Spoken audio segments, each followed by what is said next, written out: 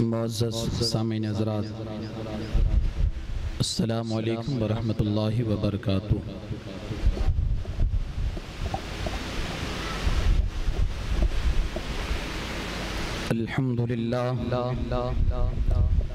الحمدللہ رب العالمین والعاقبۃ للمتقین،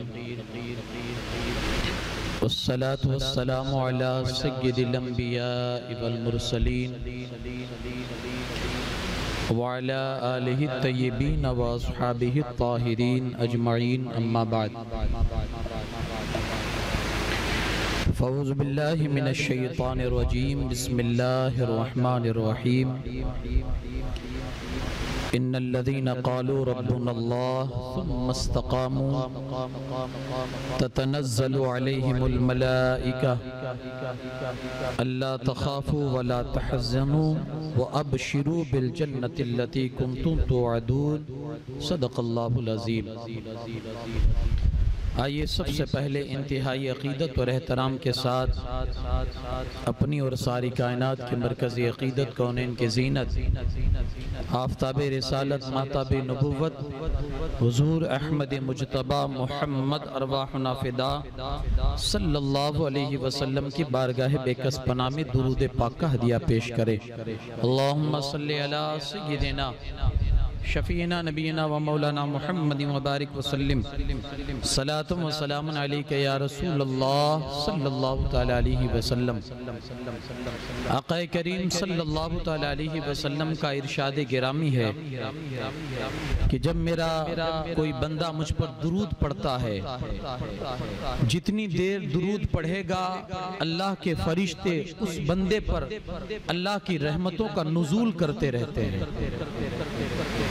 اگر آپ رب کی رحمت کے خواستگار ہیں اور چاہتے ہیں کہ اللہ کی رحمتیں ہم پر برسے، تو اس کا ایک ذریعہ حدیث میں یہ بتایا گیا ہے، درود پڑھتے رہو رحمتیں اترتی رہے گی۔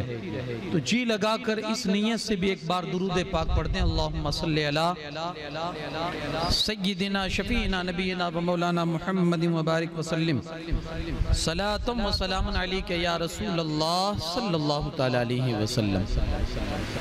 کلمہ توحید ہے تیری شہادت اے حسین، کلمہ توحید ہے تیری شہادت اے حسین، تو نہ ہوتا تو نہ رہ جاتی صداقت اے حسین، تو نہ ہوتا تو نہ رہ جاتی صداقت اے حسین۔ اور احتمال پھر سے ہے آنے کا یزیدیت کا دور، احتمال پھر سے ہے آنے کا یزیدیت کا دور، پھر جہان نو کو ہے تیری ضرورت اے حسین، پھر جہان نو کو ہے تیری ضرورت اے حسین۔ حال میرا کچھ بھی ہو میرا عقیدہ ہے یہی، حال میرا کچھ بھی ہو میرا عقیدہ ہے یہی، بخشوائے گی مجھے تیری محبت حسین، بخشوائے گی مجھے تیری محبت حسین۔ کلمہ توحید ہے تیری شہادت حسین، تو نہ ہوتا تو نہ رہ جاتی صداقت حسین۔ ایک بار اور جی لگا کر درود پاک پڑھ دے، اللہ رب محمد صلی اللہ علیہ وسلم، نحن عباد محمد صلی اللہ علیہ وسلم۔ قرآن پاک کی جس آیت کریمہ کی تلاوت کا میں نے شرف حاصل کیا، اللہ پاک ارشاد فرماتا ہے، ان الذین قالوا ربنا اللہ، وہ لوگ جنہوں نے کہا اللہ ہمارا رب ہے، ثم استقاموا، پھر اس پر ڈٹ گئے، تتنزل علیہم الملائکہ، اللہ نے ان لوگوں پر فرشتوں کو اتارا، فرشتے آئے اور آنے کے بعد فرشتوں نے انہیں خوشخبریاں سنائی کہ مت ڈرو مت غم کرو، اللہ نے تمہارے لیے قسم قسم کی جنتوں کو سجایا ہے۔ اللہ تم سے وعدہ کرتا ہے وہ تمہیں بہترین جنت عطا فرمائے گا، کن لوگوں کے لیے؟ ان لوگوں کے لیے جنہوں نے کہا اللہ ہمارا رب ہے، پھر اس پر ڈٹ گئے۔ آج استقامت کے حوالے سے، دین پر استقامت اور ثابت قدمی کے حوالے سے چند باتیں اور بزرگوں کی چند مثالیں آپ کے گوش گزار کرنے کی کوشش کروں گا۔ استقامت کیا ہے؟ کسی بات پر ڈٹ جانا اور پھر اس میں پیچھے نہ ہٹنا، یہ استقامت ہے۔ استقامت ظاہری بھی ہوتی ہے اور استقامت باطنی بھی ہوتی ہے۔ ظاہری تو یہ ہے کہ آپ نے کہا اللہ ہمارا رب ہے، وہ ایک ہے، ڈٹ گئے۔ دنیا کی کسی طاقت نے پھر آپ کو ٹس سے مس نہ ہونے دیا، یہ استقامت ظاہری ہے۔ اس کے لیے ہمارے سامنے ہمارے اکابر صحابہ کی زندگی، ہمارے اسلاف کی زندگی ہمارے سامنے ہے۔ بلال نے کہا میرا رب ایک ہے، تو امیہ نے لاکھ کوششیں کر لی لیکن بلال کو اپنے اس عقیدے سے وہ ہٹا نہ سکا۔ حضرت خباب کی زندگی آپ پڑھیے، حضرت سمیہ کی زندگی پڑھیے، حضرت مصعب بن عمیر کی زندگی پڑھیے، حضرت صہیب رومی کی زندگی پڑھیے، تمام صحابہ کرام کی زندگی ہمارے سامنے مثال کے طور پر ہے کہ ان لوگوں نے جب یہ کہا اللہ ہمارا خدا ہے، دنیا کی کسی طاقت نے پھر اس عقیدے سے ان کو ہٹا نہ سکی۔ ہم پڑھتے ہیں جب ان اکابر صحابہ کی زندگی کو رونا آتا ہے کہ یا اللہ اس تشدد کے باوجود اتنی استقامت۔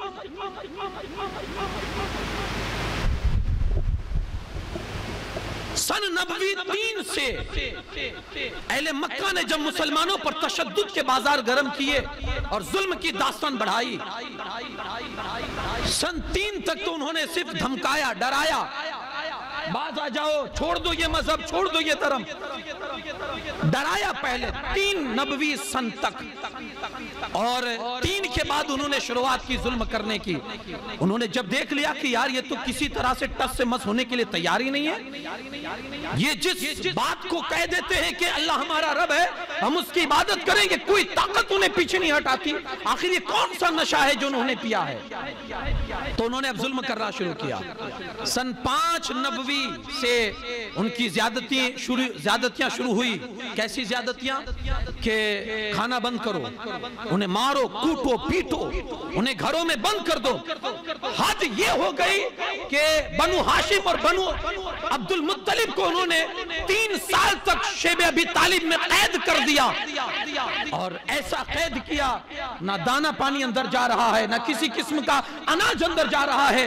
حد ہو گئی۔ صحابہ کرام فرماتے گئے ہم نے اس درمیان جو 3 سال گزارے ہیں، ہم نے پتے ابال کر کھائے ہیں، ہم نے گھاس کی سبزیاں بنا کر کھائی ہیں، ہم نے چمڑے ابال کر کھائے ہیں، یہ کم نہیں ہے۔ یہ کون سی طاقت تھی جو انہیں اس طرح سے مستقیم ثابت قدمی کے ساتھ رکھ رہی تھی؟ کون سی طاقت تھی؟ آج یہ طاقت ہمارے پاس کیوں نہیں؟ آخر ہم نے بھی کلمہ پڑھا ہے، ہم بھی مسلمان ہوئے، ہم نے بھی کہا ہے خدا ہمارا ایک رب ہے، پھر ہمیں ہمارے قدموں میں یہ ڈگمگاہٹ کیوں آتی ہے؟ ہم تنزلی کا شکار کیوں ہوتے ہیں؟ ہمارے پائے استقلال میں کمزوریاں کیوں آ جاتی ہے؟ ہم نے بھی تو کہا اللہ ہمارا رب ہے۔ سنیں حدیث پاک حضرت سفیان بن عبداللہ سے مروی ہے، انہوں نے کہا کہ میں رسول پاک صلی اللہ علیہ وسلم کی بارگاہ میں حاضر ہوا، عرض کی یا رسول اللہ صلی اللہ علیہ وسلم مجھے کوئی ایسی نصیحت فرمائیے، کوئی ایسی بات بتائیے کہ پھر مجھے کسی سے پوچھنے کی ضرورت ہی نہ پڑے، کوئی ایسی بات آپ مجھے بتائیں۔ اللہ کے رسول صلی اللہ علیہ وسلم فرماتے ہیں سن، اگر ایسی بات تو مجھ سے جاننا چاہتا ہے کہ میرے بعد پھر تجھے کسی کی ضرورت نہ پڑے پوچھنے کی، ایک بات بتاتا ہوں اس پر اٹل ہو جا۔ عرض کرتے حضور فرمائیے وہ کیا ہے؟ فرمایا جا کر کہہ اللہ میرا رب ہے، پھر اس پر جم جا، یہی اگر کر لے تو تیرے لیے کافی ہے۔ اللہ میرا رب ہے، جم جا پھر اس پر۔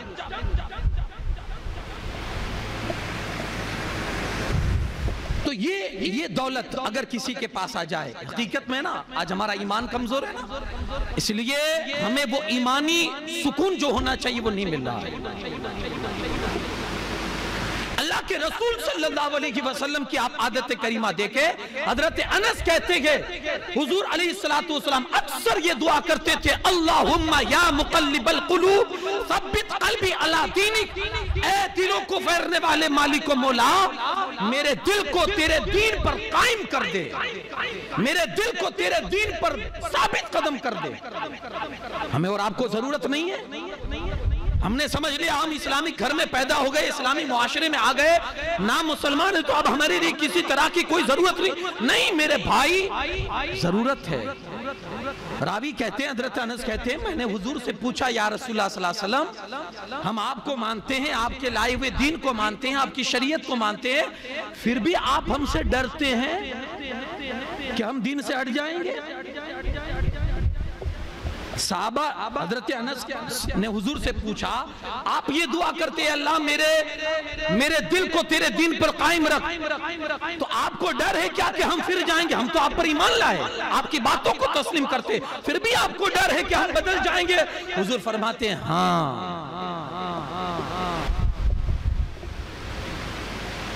یہ دل ہے نا رحمان کی انگلیوں میں سے دو انگلیوں کے بیچ میں ہے, اللہ کی شان کے لائق اس کی انگلیوں میں سے دو انگلیوں کے بیچ میں یہ دل ہے.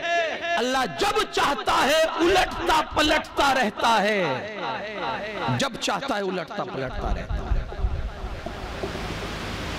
انسان کی 4 کیٹیگریز ہے. ہم اگر مسلمان گھرانے میں پیدا ہوئے, کیا ضروری ہے کہ مسلمان ہی کے بن کے ہمارا انتقال ہوگا؟ کوئی نہیں جانتا خاتمہ کس حالت میں ہوگا, کوئی نہیں جانتا. ایک کیٹیگری انسان کی یہ ہے, اللہ نے اس کو اسلامک ماحول میں پیدا کیا اور اسی ماحول میں اس کا انتقال ہو گیا. دعا کرے اللہ اسی ماحول میں رکھے. دوسری کیٹیگری یہ ہے, اللہ پاک نے کسی انسان کو کفر ماحول میں پیدا کیا اور اسی میں اس کا انتقال ہو گیا. ایک کیٹیگری یہ, ایک وہ. تیسری کیٹیگری یہ, اللہ نے کفر میں پیدا کیا, تربیت بھی اس کی اسی میں ہوئی, نشو نما بھی اسی میں ہوئی, پرورش بھی اسی میں پایا, لیکن جب مرنے کا وقت آیا نا تو اللہ نے اس کو ایمان کی دولت دے دی. چوتھی اور آخری جو کیٹیگری ہے وہ عبرت والی ہے ہمارے لیے, وہ یہ ہے کہ بندہ مسلمان گھرانے میں پیدا ہوا, پوری زندگی مسلمانوں جیسی گزاری, لیکن جب مرنے لگا تو اللہ نے اس کی ایمان کی دولت چھین لی. کوئی نہیں جانتا وہ کس حال میں مرے گا.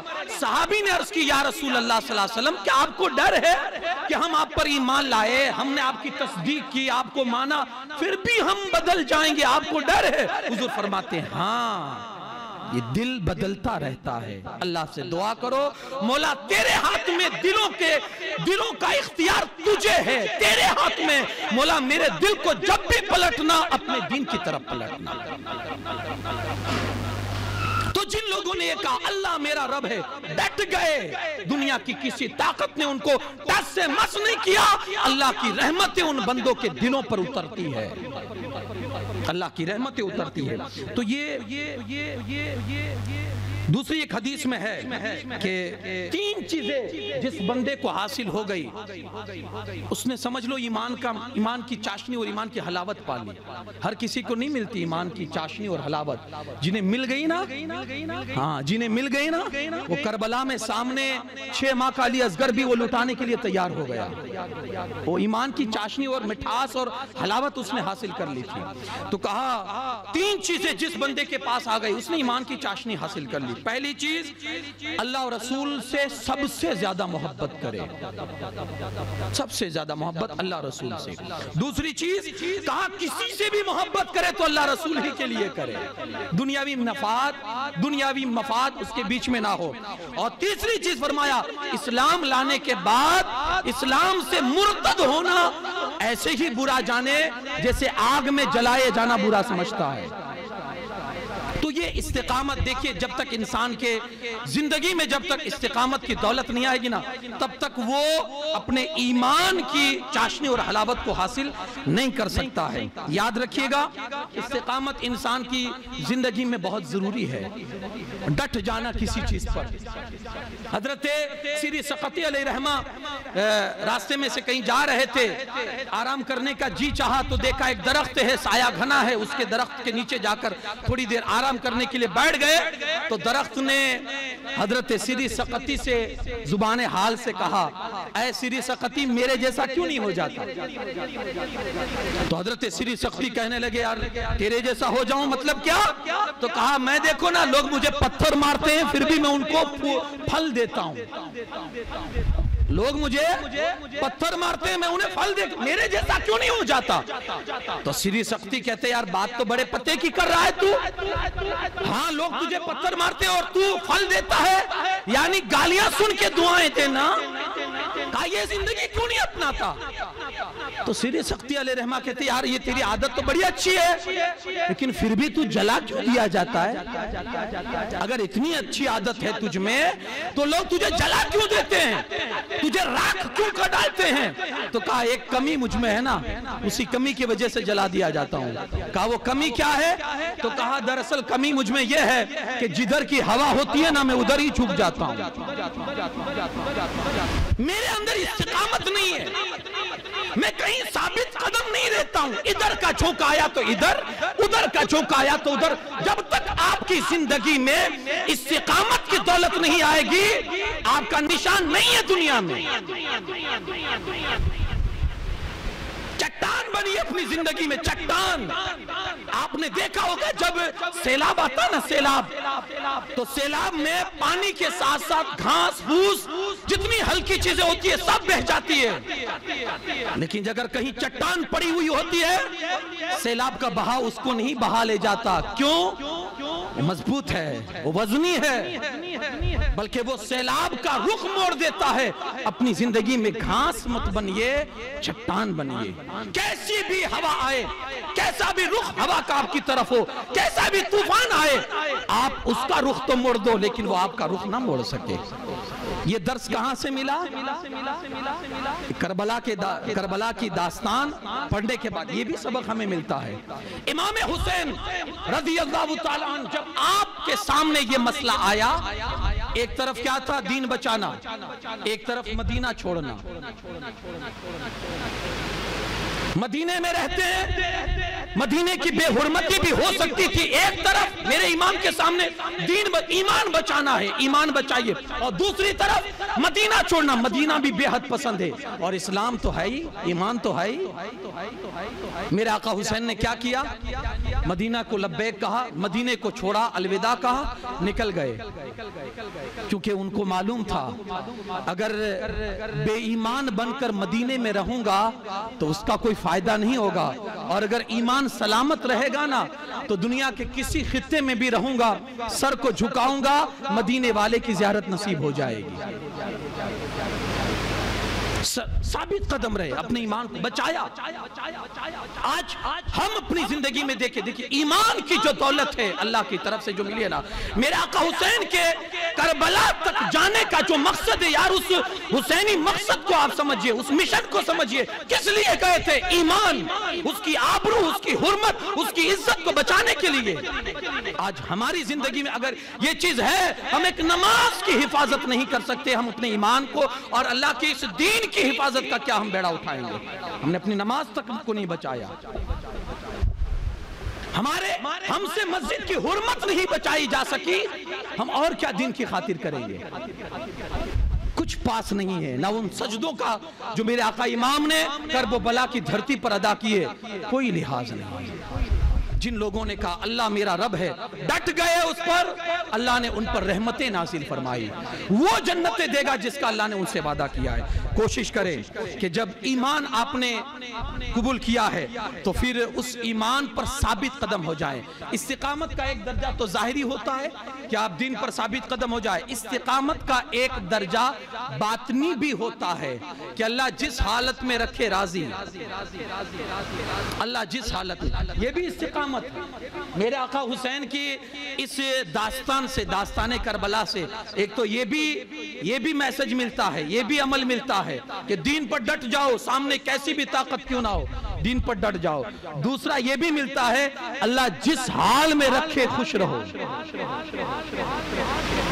علی اصغر مانگا دے دیا، اللہ تیری مرضی۔ علی اکبر جوان بیٹا، یہ بہت بڑی دولت ہے۔ ایک بزرگ کے دو نوجوان بیٹے کا انتقال ہو گیا، لوگ تعزیت کرنے کے لیے پہنچے کہ ذرا جائیں ان کو دلاسا دلائیں۔ دو جوان بیٹے، اب جوان بیٹا کسی کا گزرے کیا بیتتی ہے اس پر، اسی سے کوئی جا کر پوچھے۔ گئے دلاسا کا، حضور بڑا افسوس ہو رہا ہے۔ وہ بزرگ کے چہرے پر ایک ذرہ برابر بھی ملال نہیں ہے۔ کا افسوس کس چیز کا؟ جس کا مال تھا اس نے لے لیا، جب تک دیا تھا اب اسی کا تھا، لے لیا، افسوس کس چیز کا؟ ارے یہ تو اس کا شکر کہ اس نے دیا اور بہترین صورت میں اس نے لے لیا، اس کا شکر۔ یہ چیز ایک بزرگ کے حوالے سے ہے، ان کا بیٹا انتقال کر گیا تو وہ ہنسنے لگے۔ کسی نے جا کر کہا میت پر ہنسا جاتا ہے یا میت پر رویا جاتا ہے؟ خود کا بیٹا مرا اور ہنس رہے ہو؟ بزرگ کہتے ہیں ہنس اس لیے رہا ہوں کہ میرا رب راضی تھا کہ میرا بیٹا مرے، وہ مر گیا تو میرا رب راضی ہے تو میں کیوں ناراض ہوں؟ میں کیوں ناراض ہوں؟ میں بھی تو ہنسونا، میں بھی تو راضی رونا کہ مولا تو راضی ہے تو میں بھی راضی۔ استقامت کی ایک ادا یہ بھی ہے کہ باطنی ادا کہ بندہ تو اس حال میں اپنے آپ کو کر لے کہ رب جو چاہے وہ کرے، میں اس رب کی رضا پر راضی ہوں۔ میرا آقا حسین نے سب کچھ قربان کر کے آخری سجدہ جب اپنے رب کی بارگاہ میں کیا تو پڑھی تسبیح سبحان ربی الاعلی، سبحان ربی الاعلی۔ مولا تیرا حسین سب کچھ نچھاور کر کے تیری بارگاہ میں جو تو نے مانگا حسین نے پیش کر دیا، اب بتا کیا حسین سے راضی ہے یا نہیں؟ تو آواز آتی تھی میرے بندے حسین، اب تجھ سے تیرا خدا راضی ہو چکا ہے، جو تو نے قربانی اپنی اللہ کی بارگاہ میں پیش کی ہے، تیرا رب تجھ سے راضی ہو چکا۔ یہ دولت ہر کسی کو حاصل نہیں ہوتی۔ اور تیسری چیز یہ بھی کہ اللہ رب العزت، یہ جو استقامت کی دولت ہے اس کا راستہ صبر سے ہو کر گزرتا ہے، تو استقامت کے اندر صبر بھی ضروری ہے۔ تینوں چیزیں جو میں نے بتائی، ایک استقامت ظاہری، ایک استقامت باطنی اور ایک صبر ہے، تینوں چیزیں اگر آپ کو دیکھنی ہے نا تو کربلا کے میدان میں تینوں چیزیں نظر آئے گی۔ استقامت بھی ہے کہ جب سارا کنبہ سامنے ہے اور یقین ہے کہ لٹ جائے گا، کٹ جائے گا، شہید ہو جائے گا، لیکن اس کے باوجود بھی ایک ہی فیصلہ نہیں، ہاتھ نہیں دے سکتے، اپنے نبی کی سنتوں کا سودا نہیں کر سکتے، اپنے نبی کے دین کی حرمت کا سودا نہیں کر سکتے۔ ایک ہی چیز، ارے میرے بھائیوں ہمارا ایمان کتنا کمزور ہے کہ آج ایک سیٹ کے کہنے پر ہم اپنی داڑھی کا سودا کر ڈالتے ہیں، آج ایک کمپنی کے کہنے پر ہم اپنی سنت نبوی کے جو لباس ہے اس لباس کا سودا کر ڈالتے ہیں ایک نوکری کے خاطر۔ کیا جذبہ تھا یار، کنبہ سامنے لٹ رہا ہے لیکن میرے حسین نے دین کا سودا، اپنے نبی کے دین کا سودا نہیں کیا۔ استقامت وہاں ملے گی اور صبر۔ علی اکبر جیسا 6 ماہ کا بچہ جب اس کے حلق پر جب تیر لگتا ہے نا، اللہ اکبر، آج چھوٹے بچے کو اگر ذرا سی چوٹ آ جائے نا باپ کا کلیجہ دہل جاتا ہے، چھوٹا بچہ ہے، وہاں چوٹ نہیں آئی تھی، وہاں تیر لگا تھا، بچہ ہمیشہ کے لیے خاموش ہو گیا تھا، تو وہاں جو صبر، ایسا صبر کیا نا میرے حسین نے، اللہ اکبر۔ آج اگر کوئی صبر کرتا ہے نا تو اللہ کی طرف سے اسے انعام ملتا ہے، اللہ پاک اسے ایک صبر پر جنت عطا کرتا ہے۔ میرے آقا حسین نے ایک صبر نہیں ہزاروں اس طرح کی باتیں ان کے سامنے مسائب پیش آئے، ہزاروں مسائب ان کے سامنے آئے، اور میرے حسین نے ہر مصیبت پر صبر کیا۔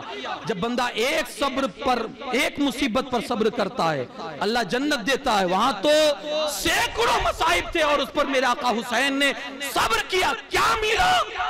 کہا اگر کوئی ایک مصیبت پر صبر کرے گا جنت ہے۔ میرے حسین نے کئی مصیبتوں پر صبر کیا، جنتی نوجوانوں کا سردار، جنتی نوجوانوں کا سردار۔ کیا میسج ملا؟ پوری تقریر کا نچوڑ تین چیزیں زندگی میں یاد رکھنا۔ ایک، استقامت، ظاہری بھی باطنی بھی، دین پر ڈٹ جاؤ، کوئی طاقت تمہیں اپنے دین سے پھرا نہ سکے۔ بڑا فتنوں کا دور ہے یار۔ وہ حضور علیہ السلام نے فرمایا تھا نا، ایک زمانہ وہ آئے گا بندے کا ایمان بچانا اتنا مشکل ہو جائے گا، صبح مومن ہوگا شام کو کافر، شام کو مومن ہوگا صبح کافر ہوگا۔ آج اسی دور سے ہم گزر رہے ہیں۔ ایمان کی اپنی حفاظت کیجئے، اسی میں بھلا ہے، ڈٹ جائیے اگر آپ نے کلمہ پڑھ لیا ہے تو۔ دوسری چیز باطن استقامت، اللہ جس حال میں رکھے خوش رہیے۔ مولا علی فرماتے ہیں، ایک فرمان ہے مولا علی کا، کہا اگر تو اللہ کی تھوڑی روزی پر راضی ہو جائے گا، اللہ تیرے تھوڑے عمل پر راضی ہو جائے گا۔ ہاں راضی رہیے، اللہ جو جس حال میں رکھے۔ وہ چاہتا ہے مصیبت میں ڈالنا، ٹھیک ہے مصیبت ہی میں خوش رہو۔ وہ چاہتا ہے تمہیں سکھ دینا، ٹھیک ہے سکھ میں خوش رہو۔ اور تیسری چیز ہے صبر والی زندگی اپنائیے، انشاءاللہ صبر رہے گا تو اللہ کی طرف سے بشارت ملے گی، وَبَشِّرِ الْمُؤْمِنِينَ، جنت کی بشارت تمہیں حاصل ہوگی۔ اللہ پاک کہنے سننے سے زیادہ عمل کی توفیق عطا فرمائے۔